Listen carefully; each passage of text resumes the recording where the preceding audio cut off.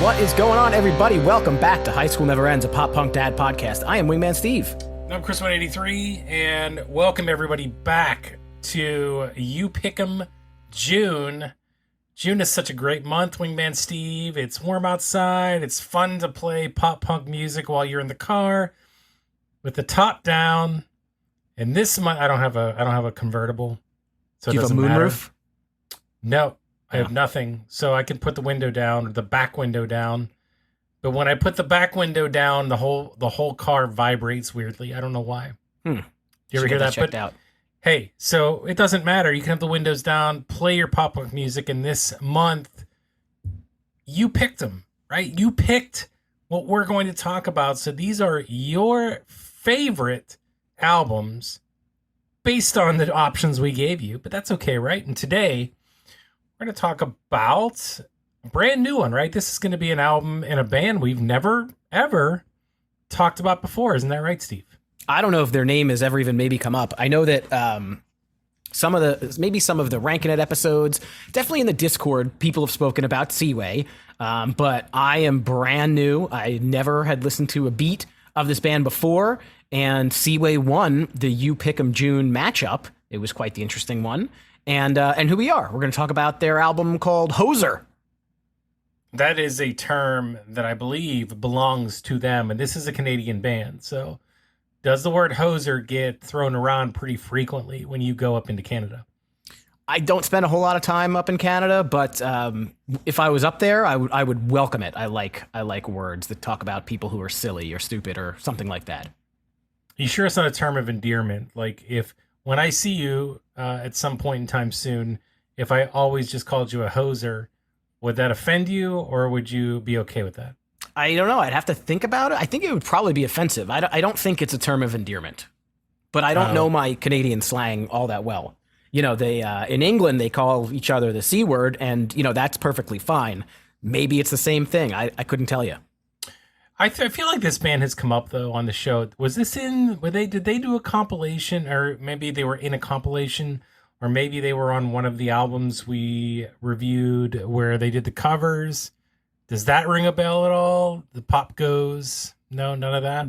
No bells ringing for me. I just think that a couple of people have told us about them and said to listen to them. I swear that I listened to a song at some point in time because they sounded interesting.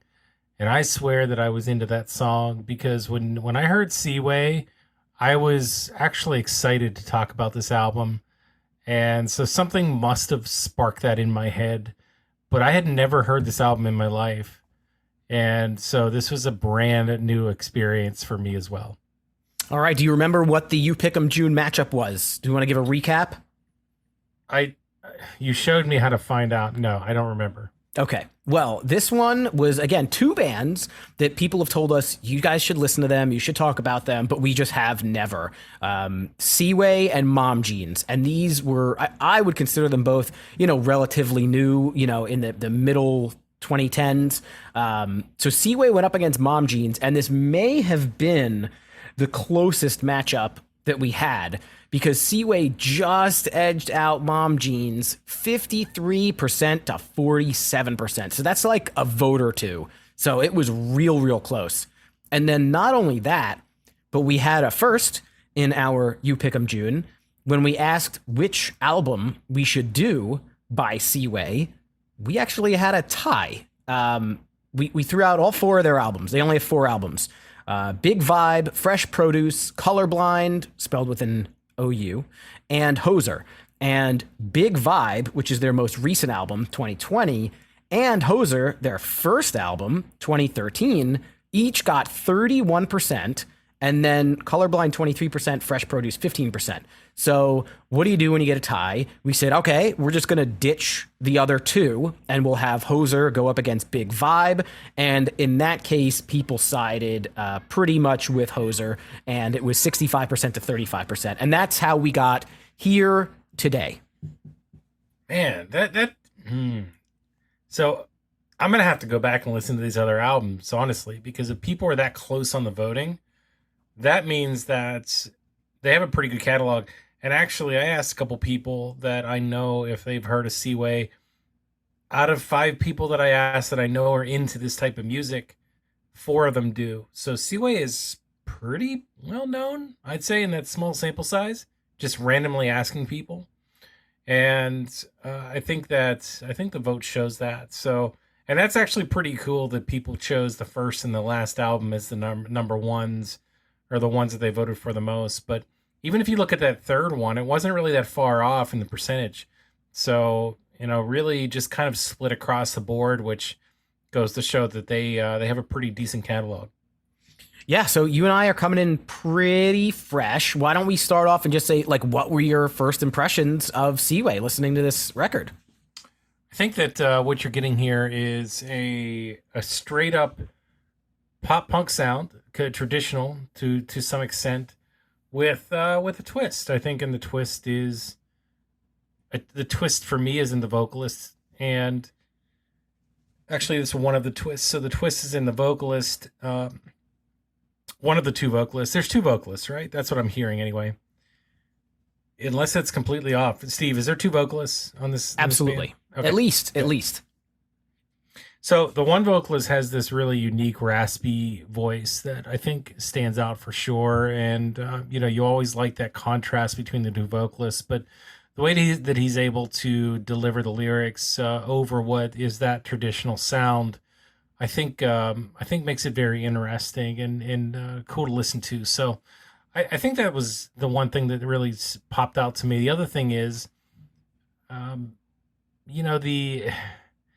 the overall average length of any of their albums, and I checked it, for the other albums too, is fairly short. I think they average anywhere from 30 minutes to, it's nowhere more than, like, I think there's one that's over 40, but usually it averages somewhere in the low 30s, low to mid. So very quick albums, and I think that really is because, like, there's some songs on here that are super short, 30 seconds, 40 seconds. But normally the regular song size is, I think the longest one is maybe close to 3 minutes, but usually they top out just about a 2, which is really cool to me, right? I think that that those short bursts bode well to this type of music, pop punk, and it keeps it exciting. And I don't know. What about you, Steve? To me, my first impression was, I feel like these guys came out in the wrong decade, because this album and their debut was in 2013. This totally sounds like something that could belong in the very late 90s, early 2000s pop punk world. The kind of 4-chord structure, the ton of energy. They reminded me of, like, I don't know, like Rufio, the Ataris, maybe even Sugar Cult, like these bands that just put together like fast, fun punk songs. And I didn't know that there was that much of that happening in 2013. There is that third wave of pop punk, or whatever you want to call it, but a lot of that stuff is very different. Your Wonder Years and your Menzingers and all that stuff. It's Story So Far. That stuff is much different. This seems like classic skate punk, pop punk that came up when, like, I was in high school. So listening to it for the first time was pretty easy. They have catchy choruses. Didn't get too deep on the lyrics on this one, and that probably says something. I've been a little fatigued with the energy of the past 2 records, right? We did A Day to Remember it's just super hard, growling. We did Story So Far, which we talked about, just has that same very high, very energetic, but same energy throughout the entire thing. And this was kind of a return to that structure that I like. There's a couple of slow things. They change up the pace. They drop down the vocal delivery at times. And I think that there's a lot of things in this record that classic pop punk albums have, and I don't know a ton of those that came out in 2013. Most of the ones I think of are from way earlier. I agree to a certain extent, but I also think that the formula for 80% of these songs is the same on this album, and that's kind of a slower intro, and then it kicks up pretty fast with the other really machine gun drumming, like fast drumming, or a guitar kicks in, or it just hits you right off the bat with something quick. Mostly, this is an upbeat album with an up tempo, and there's, to me, like, I think there's just one song that has the slower tempo to it. So There's one that kind of fakes you out. We'll talk about that one. Mm-hmm. But for the most part, it's up-tempo stuff, which I'm fine with. Again, short bursts. Never really got bored here because of that. Yeah, but again, living in our world where we're talking about one album per week, going from Neck Deep to A Day to Remember to Story So Far to this one, it was very different week to week. So this one kind of cleansed my palate and refreshed me a little bit compared to the last couple we talked about. Mm-hmm. Yeah, I knew you were gonna like this one. I could tell right away, and that's not a bad thing. It's not a bad thing. I'm just saying I knew you were gonna like this. So, what do you know about what can you tell everybody out there that maybe doesn't know Seaway? Anything about the band that you want to go through?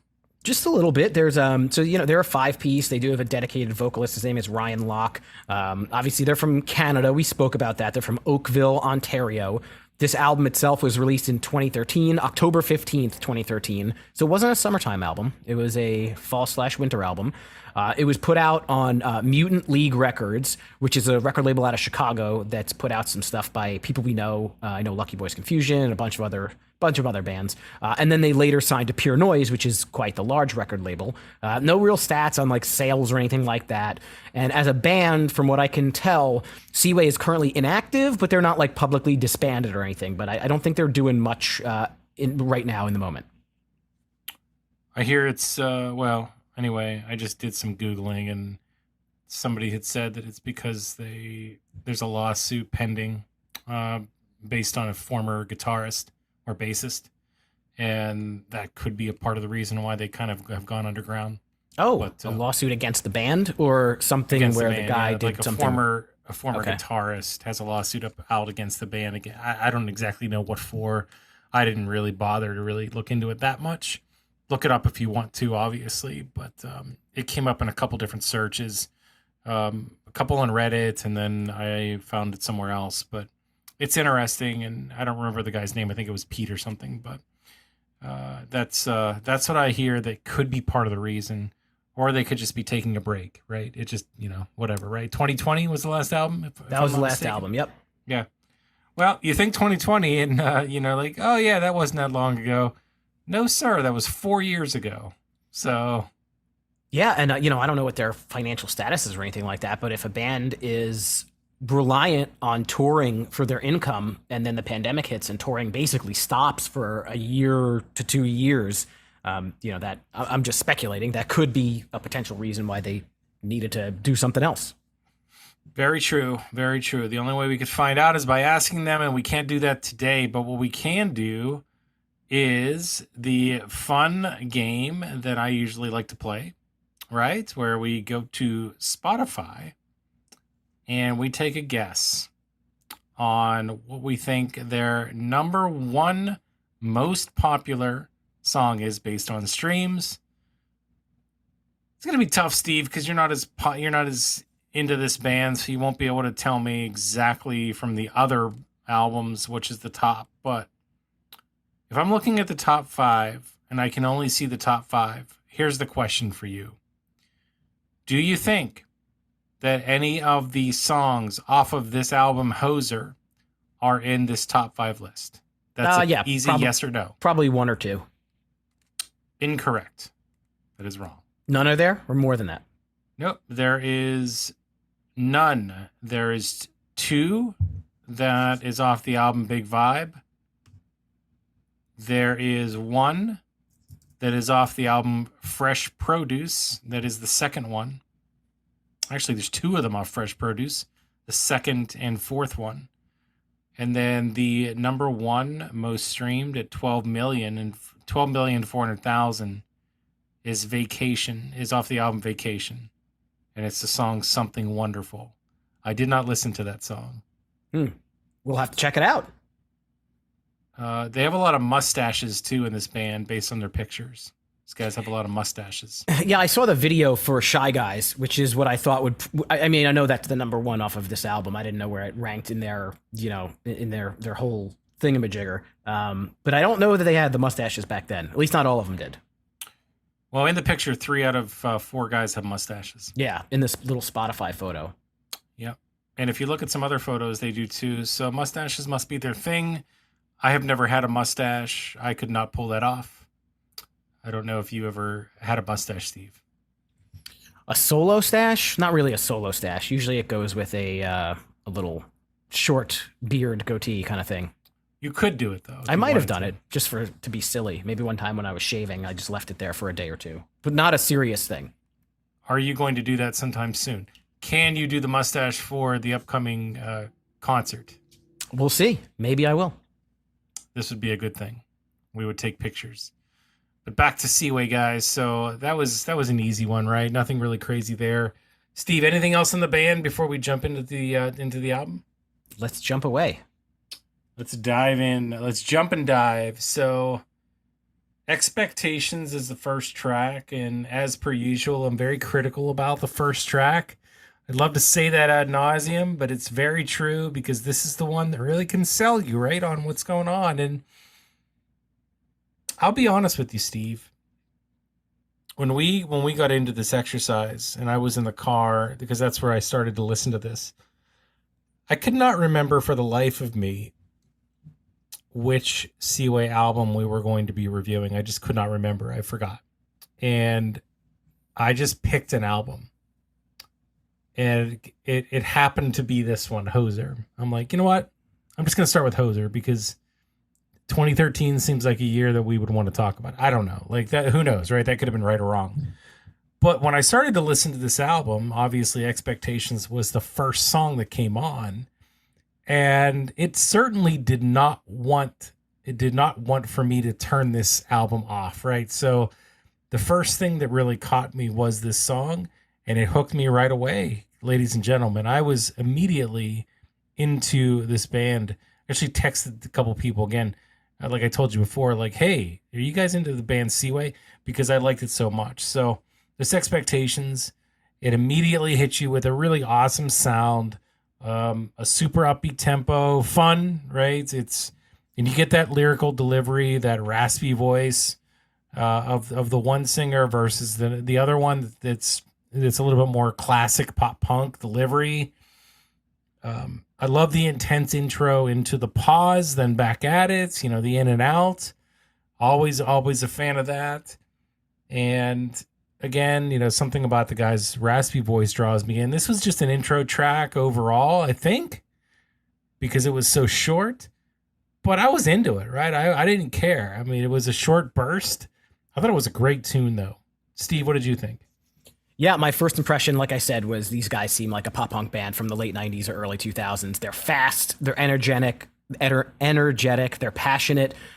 This first one, Expectation, it's a super short song. It's 1 minute and 23 seconds. To be honest with you, I could have used more. If they used that last verse, which I don't know if you call it a chorus, don't let yourself go, don't let yourself go.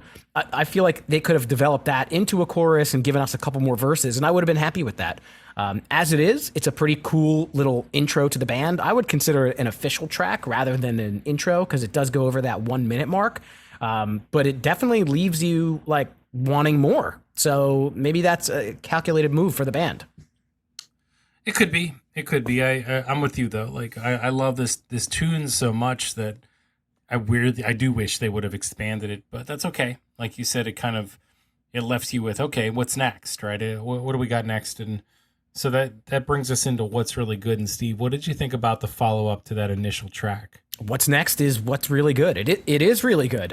So the intro to this song, to me, just the first couple of guitar lines sounds very much like American Idiot. And there ain't nothing wrong with that. The rest of the song doesn't sound like American Idiot.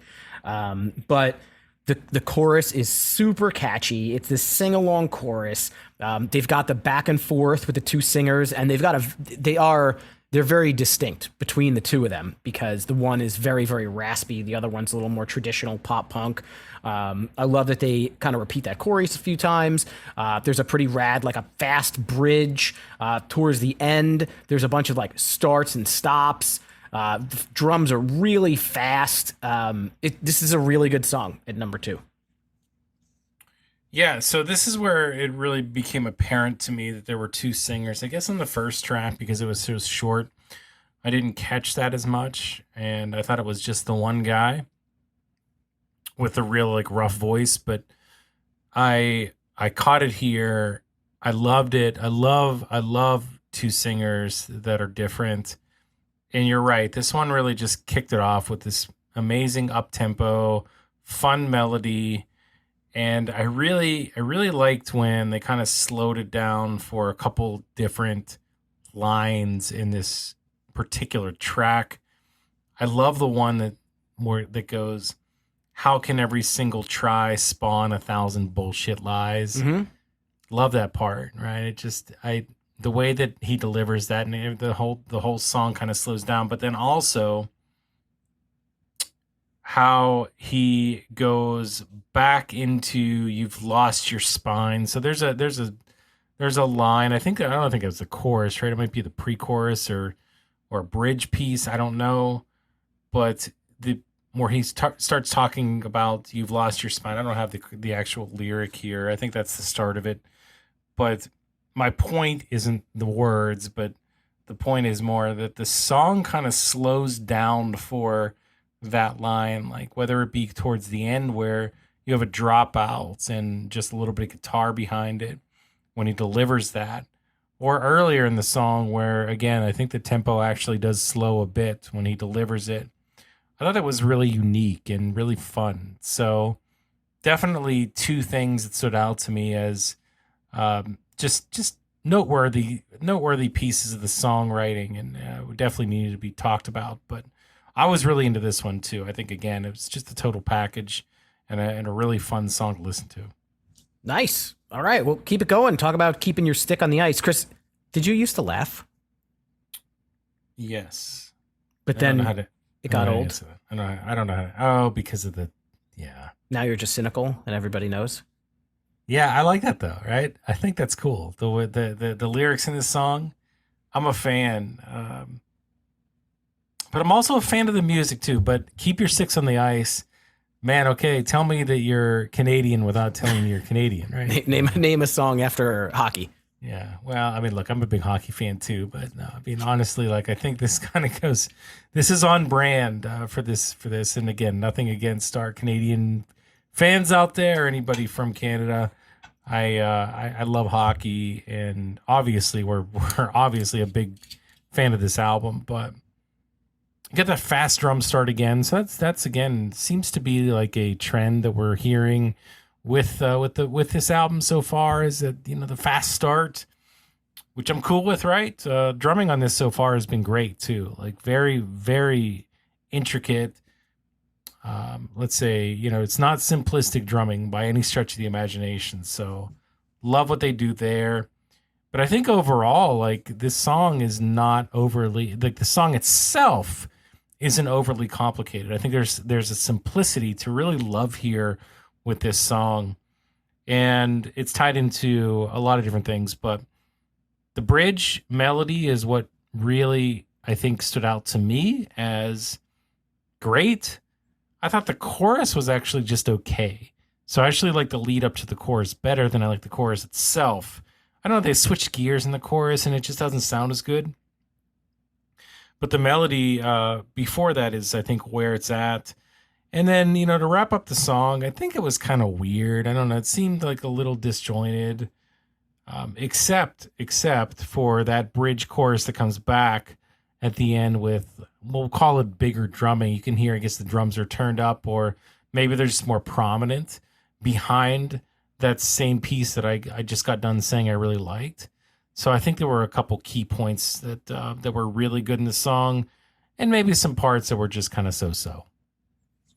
Well, just looking at how it's constructed, it pretty much goes verse, chorus, bridge, chorus, bridge. So they repeat the bridge at the end. To me, again, this has a super like retro punk vibe on that guitar line throughout most of the song. I really like the chorus because what the singer does is he's consistently going down and then going up. And I think it's awesome. It's, we skated schoolyard steps and on the lake it froze. Now I'm just in. And it's going down, it's going up. I think it's super enjoyable. The second time they do that, they add these like building, like rolling drums. The third time they come around the chorus, again, it's different because there's I don't know if it's no instruments, but it's much less instrumentation and it's just led by the drums.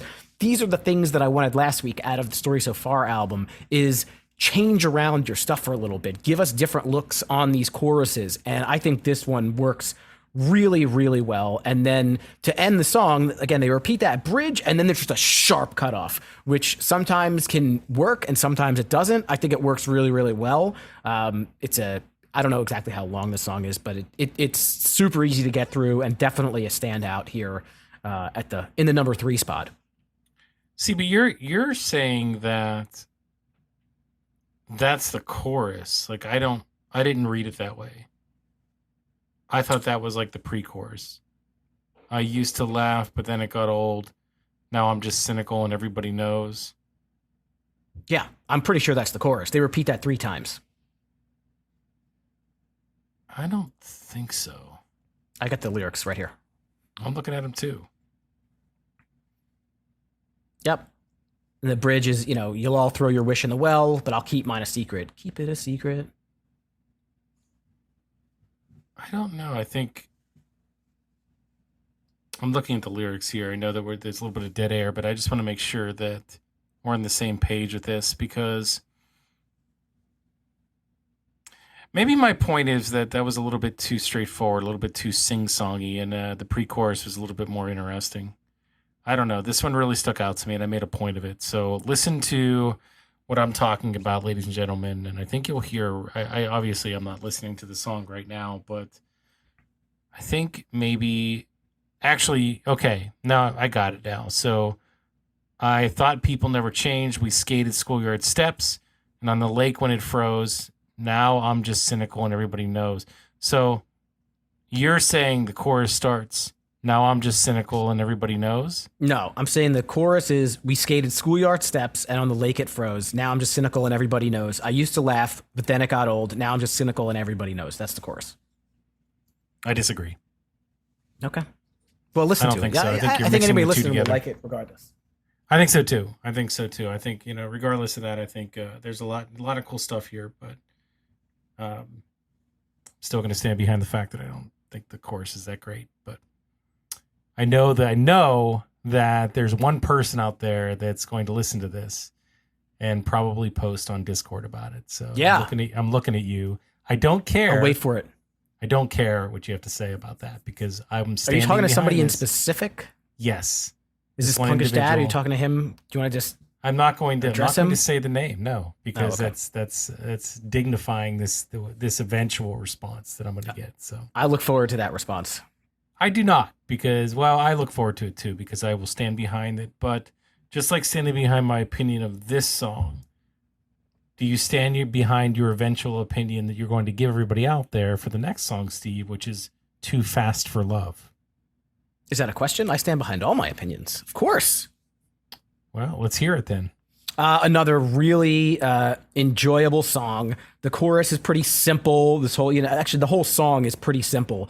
The guitar licks remind me a lot of Blink in this song. And what really stood out to me is this is one of the first songs where the contrast between the singers was just really, really apparent. So I wrote down singer number 2 has this kind of Pierre Bouvier sound, and that's giving a nod to another Canadian pop punk band. That's singer number 2. Singer number 1, who's the lead singer, Ryan, he has that like raw sound, and I really like the mix between the two, and I think that this song showcases it very well. I wanted to feel the same way as you, but for some reason it wasn't enough. So I heard what you said and I heard it in the song. And I think I was starting to write something that was more on the positive side, but I don't know. For some reason, this song seems too safe, too just by the numbers. And I wasn't as into this one. But I will say, and I will be honest about that back and forth. I do have a note about that there is a lot of back and forth lyrical delivery. So I'm okay with that, but I just think, it's not enough. It's not enough to catch me here. There was really nothing that popped out to me. And I don't think it's, I guess it could kind of be Blink, but it's not a Blink song. I think that they just Blink-ish reminder. I think Blink can get away with a simplistic sound. due to their dynamic nature in a lot of different ways. But I don't know if this band, like in this song, was able to pull it off. So not as big of a fan. All right. Well, the next song is funny. I was listening to this song in the car with my daughter, the song called Puddles. And I guess, halfway, 3/4 way through the song, she's like, Daddy, how long has this song been on? And I'm like, it's pretty short. It's been on like 40 seconds. And she's like, because I looked at the line, like on Spotify where it shows you where you are in the song. She's like, I looked at the line like a second ago and it was always at the beginning. So I wasn't sure how long we've been listening to it. And I'm like, no, it's just a really fast song. And this kind of reminds me, like throwing this in there as like what Sum 41 kind of does. Like they throw in these like super fast songs. I think Sum 41s are even shorter. They're probably like 30, 40 seconds. This one's a minute 02. Not that much to this one. Double time, high energy, and done. Are we talking about peeing on the floor? I don't know. You're making puddles on the floor. Do yourself one, clean yourself up. Not exactly sure what we're talking about here, but I like having a real quick 1 minute song, not almost halfway through the album. I think that's totally fine. It's pretty cool.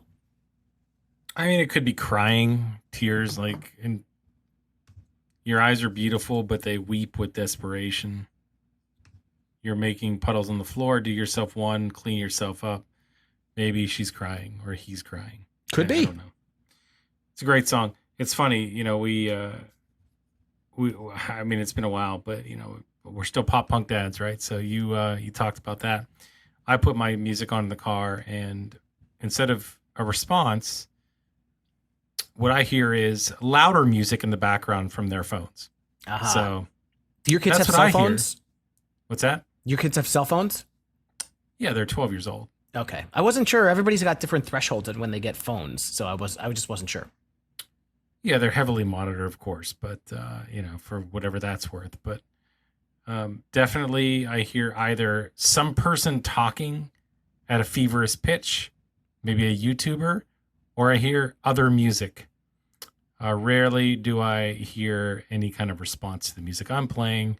So I'm just letting you know that I have to probably stop what they're doing and say, listen to this. And then they kind of probably just don't listen anyway. These are the younger ones, right? The older one, a little bit more apt to playing the game of, hey, listen to this and let me know what you think. The younger ones, not as much. They just don't care. Now I know your daughter's a little bit younger than mine, my twins, but that might be why she's more apt to listening to what dad's listening to.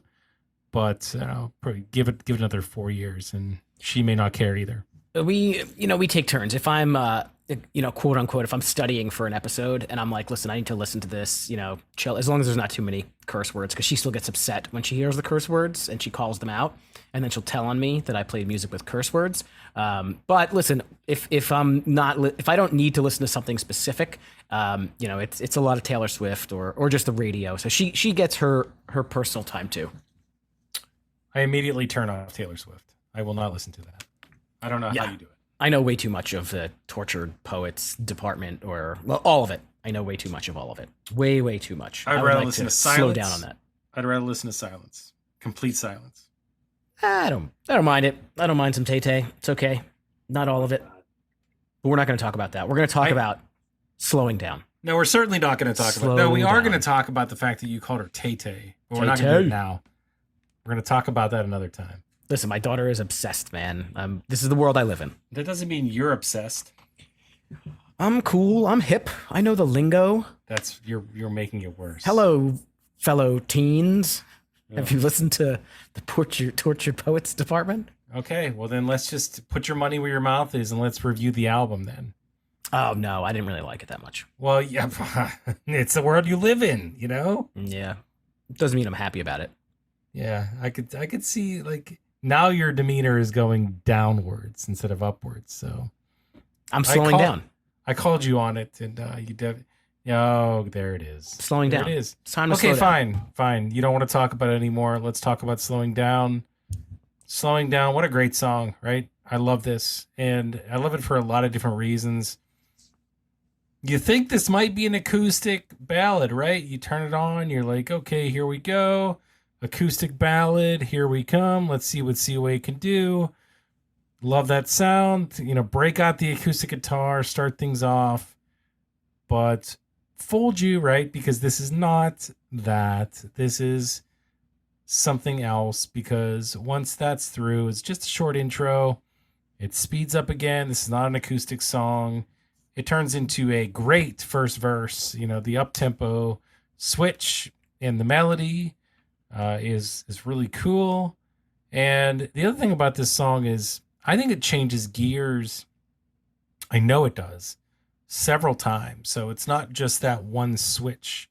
I think that there are several other times, and it's not necessarily tempo, just they kind of switch things up. I don't know how to put it, right? Because again, I'd have to listen to the song while I'm talking about it right now. But I think it has those changes in, whether it be just lyrical tempo or music or whatever, right? That gives the song some real depth. And I love it so much when they do that. The bouncy guitar part too, that's just another example of how it kind of switches it up towards the latter part of the song. It goes that bouncy pop punk guitar, throws it in there out of nowhere, but it fits, right? It's just like, it feels like it's not supposed to be there, but it is. And I really like the "I took a chance, I think we made it" line. It's just delivered so well. Listen to that. Really cool. And I think, well, that kind of ties into the bouncy guitar. I'll go back. The bouncy guitar that starts the "I took a chance, I think we made it." That's what I really like. Sorry, my notes are kind of all over the place.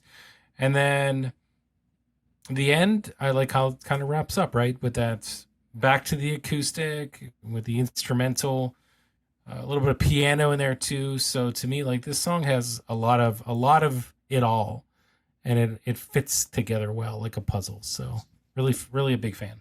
Yeah, totally agree. I love that the song called "Slowing Down" is actually slowed down in the beginning. Of course, they do pick it up kind of quickly. I really like that chorus. Even though the song speeds up, to me, it still kind of has like a ballady feel, and I think I like the different looks that the band is giving us. The last verse that you mentioned, it's kind of funny. Like, I think it's kind of a crude verse or whatever you want to call it, but I like crude stuff. I took a chance and I think I made it. I always wanted to see you naked. I played my cards right. Yeah, I aced it. Oh, how you tasted. I think we made it. I thought that was pretty funny. They do that twice. And then I absolutely love the acoustic fade out at the end. There's just something about an acoustic guitar with piano that's just so soothing, and it wraps the song up. They start it slow, they end it slow, fast in the middle. I think great job on this one. For sure. But what about the Shy Guys? What about those Shy Guys? Well, this one they have a video for. So this one I think is the most popular song on the album. And from a slowed down type song, they go into one that's super, super fast. The guitar in the background that's driving the chorus is super, super fun. I like the, it's kind of like a cute concept, right? I'm the shy guy, kind of story of a lonely guy, kind of, underdog kind of thing. And there's right before, I think, the last chorus, there is a cool like musical breakdown, some solos and guitars. And then I like how at the end they kind of dedicate it. They dedicate the song, and this one goes out to the Shy Guys who always wanted to dance, and they switch up the chorus a little bit. I thought this was a really cool song. This is, I guess, kind of like the quote unquote single, if you will. I can see that, right? I think that musically it feels like a single. It feels like it does all the things that a single should do with, the music. It doesn't do anything, I don't think, incredibly crazy. It stays safe again, but it's a really good sound regardless of that. I think the back and forth in this song is great. I think this is the one for me that I picked out as some of the best back and forth lyrics between the two vocalists. So there's that. And I said something about the fast drumming. This one has some really cool, like, machine, like really rapid fire guitar riffs, and I think that sounds so great. Like, I think that's in the verse. I think it's in the verse. So listen to the verse, listen to that rapid fire guitar behind it. It may not be throughout the whole entire track, but it's definitely a part of it. And I think it was a standout piece. I think that this is a look. I think this is a song that can fit a ton of people. Obviously, there's a ton of shy guys out there, quote unquote. I probably was one of those people back in the day.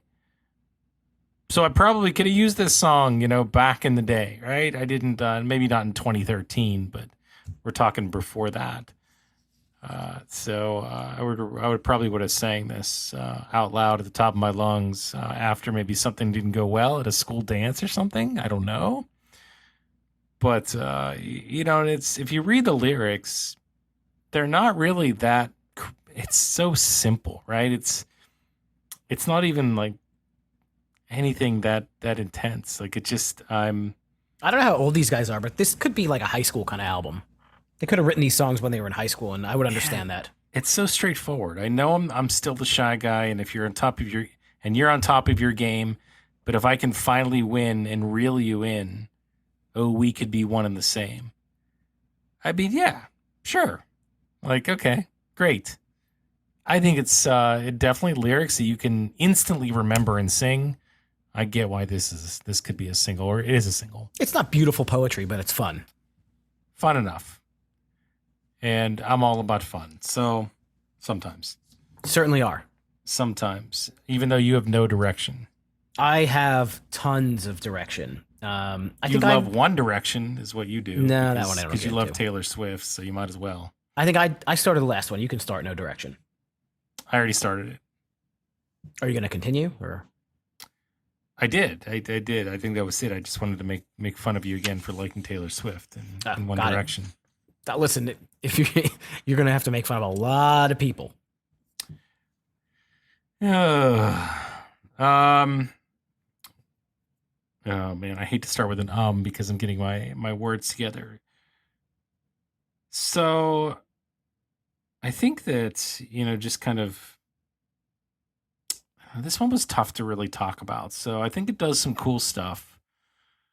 Around the 2-minute mark, 150 to 2 minute, I think there's some really cool guitar riffs or just guitar sound that popped out to me. I like the vocal layering at the end. That's really it, though. Like, I don't think this song does anything else that's incredibly worth talking about. Straightforward, right? Just another pop punk song, and it's not offensive. But I don't think there's anything else that's really noteworthy here. It's just straightforward. Like, I listened to it and I'm like, okay, great. What's next? So that's my thought on No Direction. I don't think this was a standout. I felt like the chorus is definitely like a jump up and down kind of chorus. Like I could see them in my head, like playing this live and the crowd like banging along to it. I think what I like the most about this song is the changes that they do in the chorus. So the first time you get that jump up and down chorus. The second time they expand the chorus with a couple extra lines. They go into a guitar solo after that. And then at the very end, the third time they go into the chorus, it's a very like quiet, subdued chorus. It's a very, very pop punk thing to do. Doing it like The Great Escape or Check Yes Juliet. Any of these songs or Best of Me. The subdued chorus kind of towards the end. And then finally they repeat it, but they go up an octave. So I think I really liked the different plays they made on the chorus here. So I think it number 8, I like this one a lot. I think it had some staying power for me. I don't think you're wrong. I mean, I just feel like they've done this before in this album. So that's why I don't feel like there's nothing really to say. I don't know. Okay. And it's not necessarily too far away from like your average run-of-the-mill pop punk. Like you said, the formula for a pop punk song. Like that's why maybe this just didn't hit for me, because I just want something else. I want something else in a song that really just, I can hang my hat on. And this one just didn't seem like that. It seemed like Pop Punk Song USA. So I like those Pop Punk Song USAs, but the next one is something else. The weight is definitely something else. Oh yes, and I'll let you start. But this one got a star. If you're a star, fantastic. If you're looking for something different, darker, almost ominous sounding, and I love that these guys are giving us different looks. I like when bands give, a a little bit of a hint of something else, and it's not all the same. I really like it. These guys kind of know what they're doing. The piano is brought back in this one. Very heartfelt, lyrical delivery. I thought this one was very cool. Makes sense they kind of put it towards the end of the album, in between some faster songs, but I like the wait. Yeah, this one got a star. Aren't you curious as to why? You pause for applause? I want people to think Why? about why. Why, Chris? I want people to go and listen to this song right now. So stop what you're doing, push pause on this, go listen to the song. Welcome back. What did you think? Because I'm going to tell you right now, I'm going to tell you what you think. The song's great. Yeah, I'm going to tell you, because now that you got the song in your head, now I'm going to tell you how to think about this song. This is what I'm talking about, ladies and gentlemen, when you think about something different. Like the plotting nature of this music that you're listening to is fantastic. This is a different approach to what you've heard so far on this album. This one actually does stay slow, right? This does not fake you out. And even though that, you kind of started the album with the theme of, hey, we're a band that wants to do fast-paced stuff and make it fun and just pop punk, everything. Which again, I'm in for that. I was in for that first song and subsequent ones that did the same thing, similar things. Man, did they do a great job with shifting it downwards here. Like this shows a lot of range. This shows, they're able to do a different type of song. And I really think that, a big part of it is, the lyrics, the lyricist that has the raspy, rougher voice, especially on the line, say it again, say it again. I love that, right? It has a nice build throughout the song too, which creates some intensity, emotion. So they do a really good job with that. And I think, they kind of just wrap it up with some amazing feels. There's some big guitar riffs, layered vocals. This one is well put together, and it keeps you engaged the whole time as a result. So even if you don't really like slower ballads, if we want to call it that, I think you really enjoy this one, because it's not just your run of the mill slower ballad. There's so many cool aspects of the song that they throw in here to make it better. So check this one out. All right, let's go on to the next one. Hourglass. Go for it. Keep going. You keep going.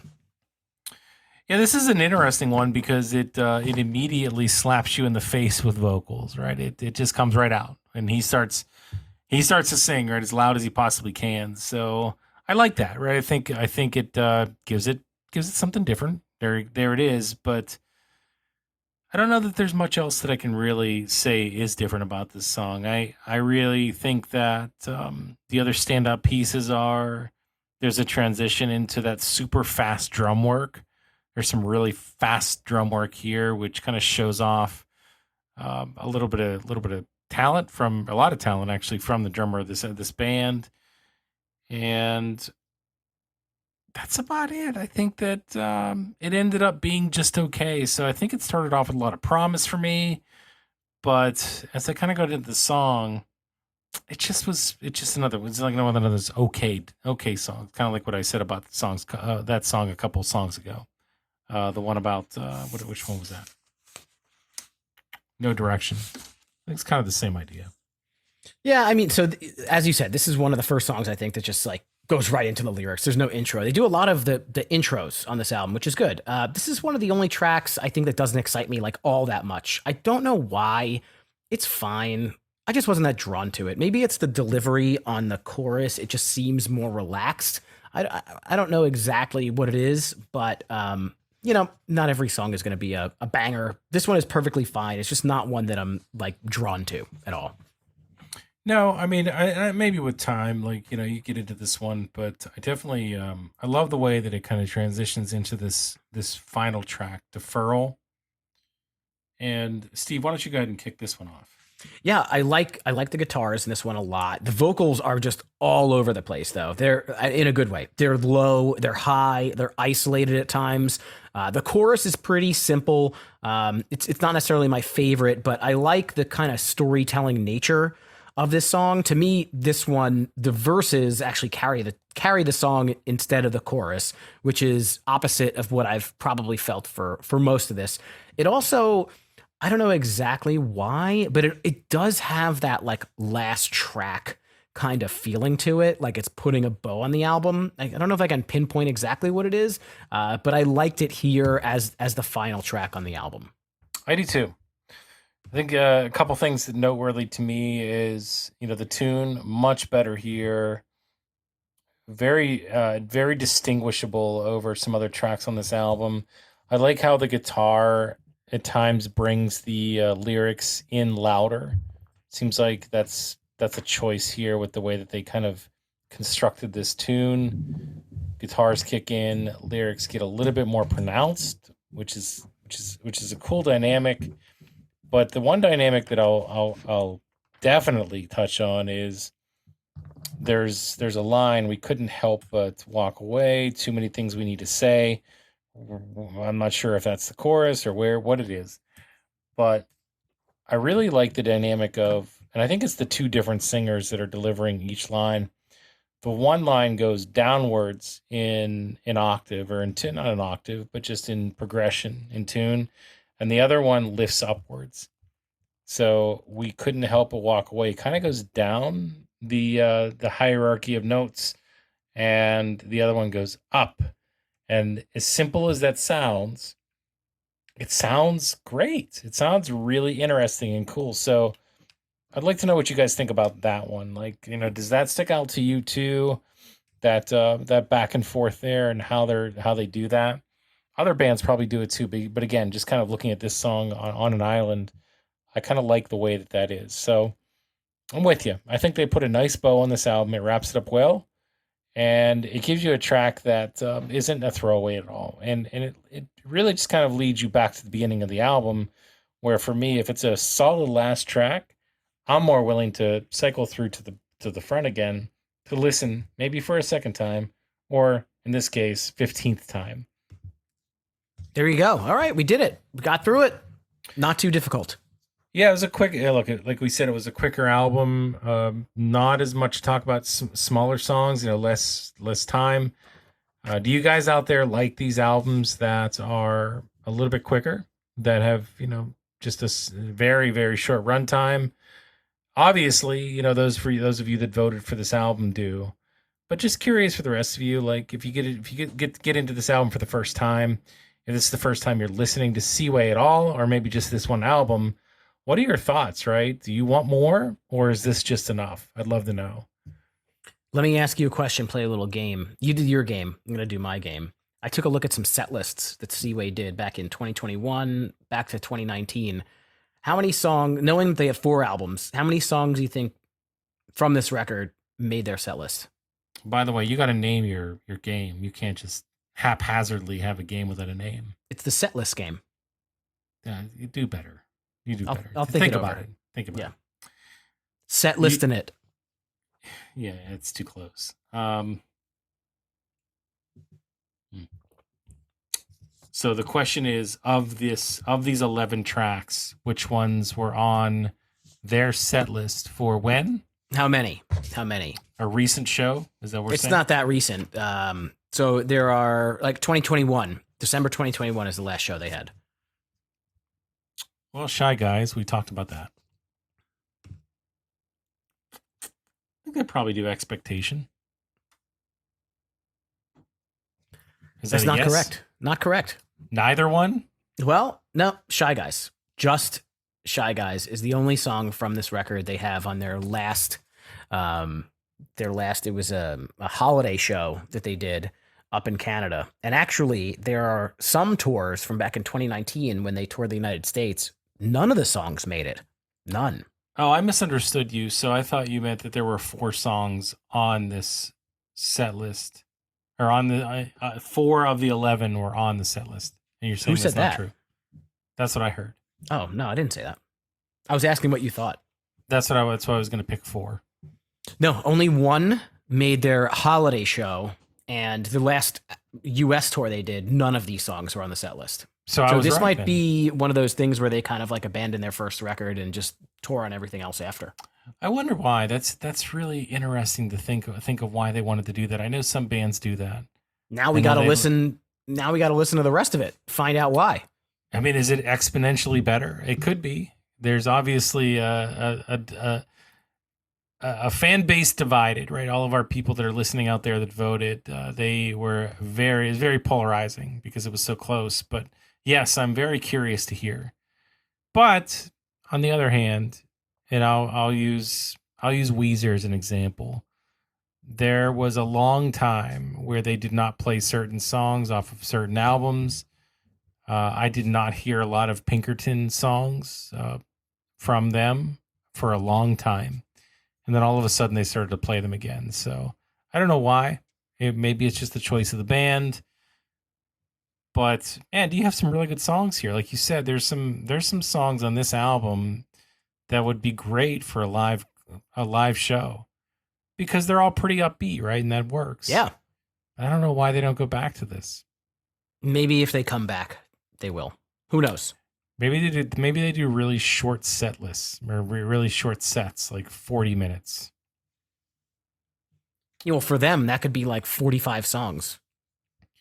Do they the show that you're talking about, were they the headliner? It's hard. So the one I'm looking at is called the 5th Annual Holiday Shaker, and they had a 16-song set list that included an encore. So I would assume that if there's an encore, then yes, they were the headliner. Yeah. Okay. The other tour that I said they were in the United States, I took a look from November 2019. They played in Chicago. They only played 11 songs, no encore or anything. So I don't know. I'd have to do more research to find out if they were supporting. I mean, 11 songs for a supporting act is possible, but probably not likely. I don't know. We'd have to go see. We certainly will. And it looks like I can see With Confidence was the headliner. I don't know them. Or actually, I can't tell. So it's Between You and Me, Dollskin, Seaway, With Confidence. But I can't tell who is the headliner. Do you know any of those bands? Oh, there's an encore from With Confidence, so that means they headlined. Do you know With Confidence? I think I've heard the name. I don't know them. I've heard of Dollskin. I don't know about Between You and Me, though. Dollskin? Dollskin, yeah. Or Dollskin? Dollskin. Like 2 a words. doll. Right, yeah. I can see that being somebody's last name, too, like Johnny Dollskin. Well, maybe that's where it came from. I don't know the band. Couldn't tell you. We'll have to listen. Go listen to Dollskin and let me know what you think of. You pick them June 2025, Dollskin. Yes. Or just go listen to the album and we'll talk about it some other time. Guys, it's time. It's time for Ranking It. Let's go. Steve, I don't think there's anybody out there that doesn't know what Ranking It is. But for those of you that maybe don't, I'll be nice and I'll explain it to you. This is where we rank our favorite songs or our favorite whatever based on what we're talking about, whether it's movies, TV, albums. Today, obviously, it's an album. It's the album, Hoser from Seaway. And for me, this is an easy one because I think there's really only 3 songs that stand out to me enough to pick the top 3. But Steve, I don't know which way you're going to go. So I'll tell you. Tell us what your top 3 in order from 3, 2, 1 off the album Hoser by Seaway. I think I really liked the whole album, but I think that doing the top 3 was not all that difficult. Number 3 is going to be the half slow, half fast song, which is called Slowing Down. Number 2 is going to be number 2 on the record, What's Really Good. And my favorite song on the album is Keep Your Stick on the Ice. I think that one had a ton of energy. I loved it. That's my number 1. Okay, so my number 1 is the starting with 1? My first one. Sorry. Let's get back into ranking it. You know how this works. You just bend my words around. Is that No, what no, you do? that's what you said. Apart? You said my number 1 is. Okay, it's my first song of the three, though. You know, I You always don't. go in order. Nobody says that. That's what I say. That's the way I talk. We have guests and they forget how it works. They say, "Oh, I number didn't one, number forget. two." I didn't forget. Okay. Didn't forget. You know that I know how to do this. I Cut would that, hope cut so. that, cut that, cut that. Let's Cut start that. again. And if you don't know where that's from, please look it up because it's really funny. Okay. Thank you. So I like Expectation as my number 3. I know it's a short intro track, but I love this one. The beat, the music, it gets me energized for the album. So I don't care if you guys think that this isn't a song, quote unquote. It's definitely, for me, it's my number 3. But my number 2, Mirroring Steve, Slowing Down, all the reasons we talked about already. Check this one out, please, because it's really, really awesome. And then, man, I think I'm gonna go. I think I'm gonna go The Wait for number 1. I like Shy Guys too, but The Wait for me was just different enough, interesting enough, unique enough, where it just was the standout on this album. So I know I don't usually put ballads number 1. This might be a first or maybe a second or third. But overall, I think it's the best one on the album. Notwithstanding a lot of the other tracks on this album that I definitely would recommend. But those are my top 3, Steve. Fantastic. And we covered basically half the album with our combined ranking it. And first off, just want to give a big thank you out there to everybody who participated in You Pick 'em June. We had an overwhelming response to our Instagram stories asking you to vote which band we should do, which album we should do. You guys picked them. Hopefully we did not disappoint. We listened. We provided our thoughts. We had a couple of guests. I thought it was a fantastic exercise. It was really cool. So thank you to everybody out there who voted and participated. Hopefully we will bring this back at a later date. And Chris, I want to throw in one more ranking it before we close out You Pick 'em June, because we did 4 You Pick 'em June albums. We did A Day to Remember. That was Homesick. We did The Story So Far. What was the name of that album? I forget. Oh. We did Seaway Hoser. And Story So Far was What You Don't See. Sorry, forgot that one. I just found it. Seaway is Hoser, and Neck Deep is Life's Not Out to Get You. So I think we should each give our just put those 4 in order. Which ones were our favorite from that they picked, that the folks out there picked? All of them in order? Yeah, 4, 3, 2, 1, kind of like how we usually do it. Okay. So I would put The Story So Far, What You Don't See, at number 4. I would put Seaway, Hoser at number 3. This is where it gets good. I was really curious. I think everybody out there could probably pick mine, but I wasn't sure where you were going to go.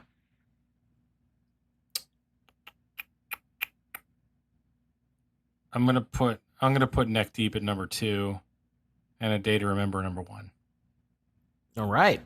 You like your A Day to Remember. It was close. It was very, very, very close between those two. But that's what I'm going with. And Steve, what about you? Yeah, mine is a little different. I'm gonna put number 4 is A Day to Remember. Again, it's just I had a good time listening to it, but it's just not really my vibe. Number 3, The Story So Far album that we did. Number 2, I'm gonna give it to this album, Seaway Hoser. And gotta say, got really into that Neck Deep album. That's my number 1, Life's Not Out to Get You. I thought that album was fantastic, and it had some staying power in my brain. So I'll give that one my number 1. Yeah, I think that, we're both pretty high on that one. So, but I really thought that this was, like you said, it was very enriching. It's an enrichment exercise, or an exercise for us that really got us to talk about some of these bands, some of these albums from the 20 teens that maybe we hadn't necessarily, been as exposed to in the past. And it's really cool to listen to this stuff, because it's really cool to listen to this era, this next decade of pop punk, because you think about the people that were making the music during this era, this decade. Like, these were the people that were 10, 15 years younger, like in the late 90s, early 2000s, when this stuff was just getting started. And, a lot of the influences were from that era, the direct influences from a decade earlier.